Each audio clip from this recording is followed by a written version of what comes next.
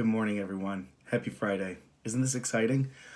It is Friday, it is foggy, it is drab and rainy outside. Perfect day to be reading City of Ghosts, right? We're in Edinburgh, we're in Scotland. Creepy, I know. What we're going to discuss today, very quickly, I'm not going to read all of Chapter 17 with you. However, I'd like to talk about the quiz I've posted for Chapter 17. And with that, I'd like to perhaps walk through the questions so you understand, what you're looking for as you answer them. So if you could all open up to Chapter 17. If you have to pause the video, that's totally fine. If you need to go onto the quiz, my door will be opening on its own here and there. I'm not living in a haunted house. I don't know what's more frightening, though. I am living with my parents, so don't, I don't know what's creepier. I think my dog is trying to pop in a minute, so don't be alarmed if you see the door opening up by itself. So, the first question I posted for you on the Chapter 17 quiz asks, what effect does the single word paragraph of purpose at the beginning of Chapter 17 suggest about Cassidy's mood? Her mood. How is she feeling during her interaction with Lara? All right. So if I go to Chapter 17, you'll notice right here at the beginning, it says purpose. It's crazy, but I know she's right. I can feel it in my bones, the answer to the questions I've had for the past year, the ones that have been getting louder and louder since the accident. Why am I drawn to the veil? How am I able to cross it? What am I supposed to do on the other side? Lara's hand drifts towards the mirror pendant around her neck. So I look at the beginning of that chapter, right at the very start, she starts off with purpose. What effect does that have on her mood?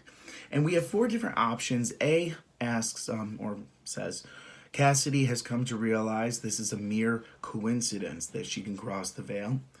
Cassidy now fully understands why Lara has a mirror pendant around her neck. That's B.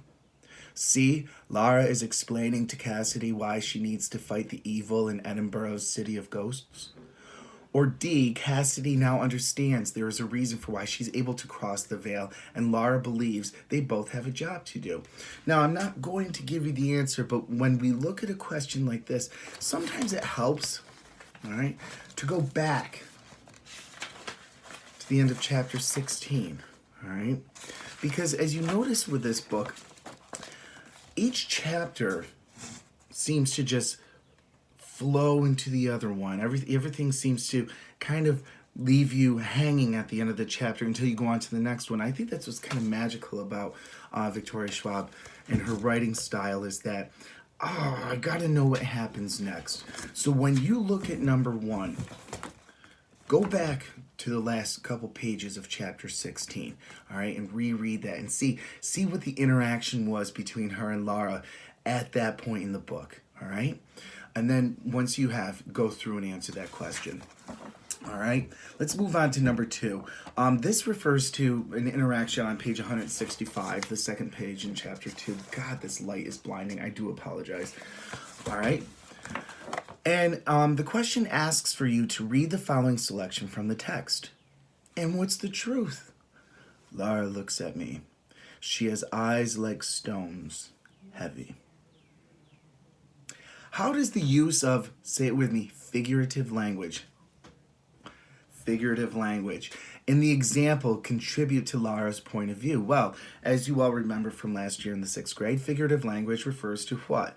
We have onomatopoeia, simile, metaphor, all right, alliteration, personification. What sort of language is being used? And as we all know, Lara looks at me, she has eyes like stones.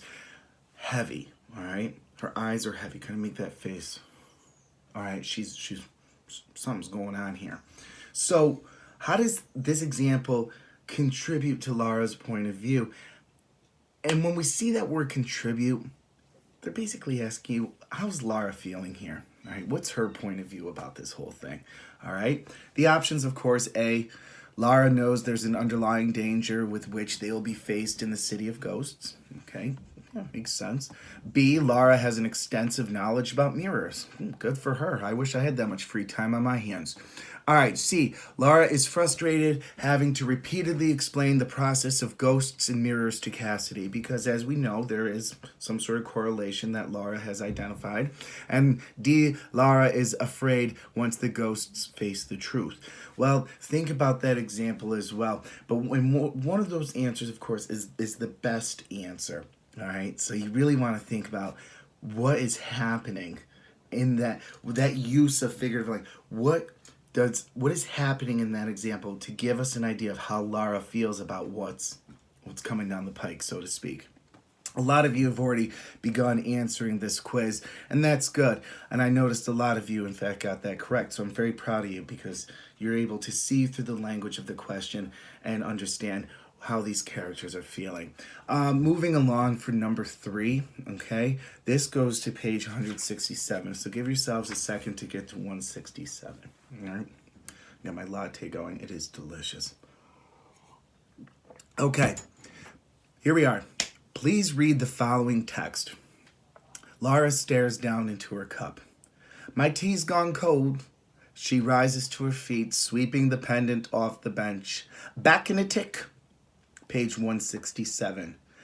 The phrase back in a tick best represents which literary technique?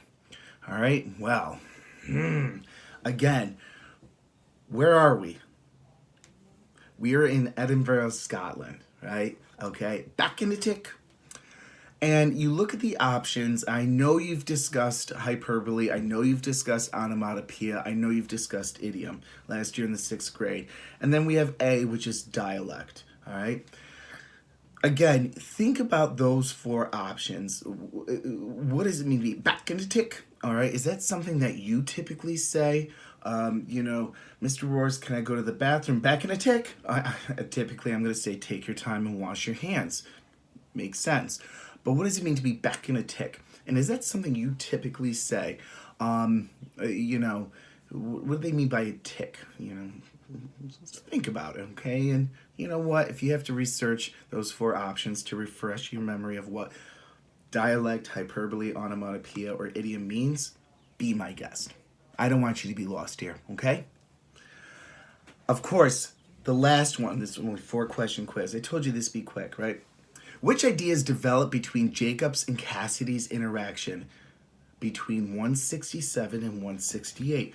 Well, you're going to think to yourself, and I don't want to give too much away, where was Jacob through all this? Where did he go? What's happening here, right? You tell me. Once you get there, again, I don't want to give too much away, and we'll discuss this further by next week. All right? So I look at 167 and 168, all right? And I think start right towards the middle of the page, going down towards the bottom. Oh, you can't see the guy. I apologize. Rule number 16 of friendship, I say, don't go somewhere I can't follow. Well, I thought rule number 16 was never spoil the end of a movie. No way, I say confidently. That's rule number 24. He chuckles, and it's great to see him smile again, but the space between us still feels tender, like a bruise. All right, I won't read the rest, but... So I look at that question, which idea is being developed here? Which idea is being presented to you about their relationship, their friendship? Is it A, abandonment leads to deadly consequences? Or B, friendship proves to be strongest when faced with uncertainty? Or is it C, words are stronger than actions? Or is it D, don't trust strangers? Again, you want to think about what Cassidy, Laura, Jacob, etc. What are they going through? What's happening where this interaction takes place? And where was Jacob through all this, okay? We all know he's always by her side, or is he? Okay? So with that being said, once you read chapter 17 in City of Ghosts, all right, and you answer these questions, I really want you to think about what the question's asking you.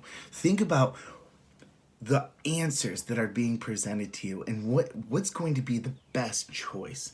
I hope this little video kind of gives you an idea of what to be looking for. I hope you can kind of, enjoy this book and also try to answer these questions, but take your time and don't worry about which ones you get right or wrong, okay? You're going to do just great. I miss you all. Have a happy Friday. Stay safe, stay healthy, wash your hands, and I'll see you soon. Bye.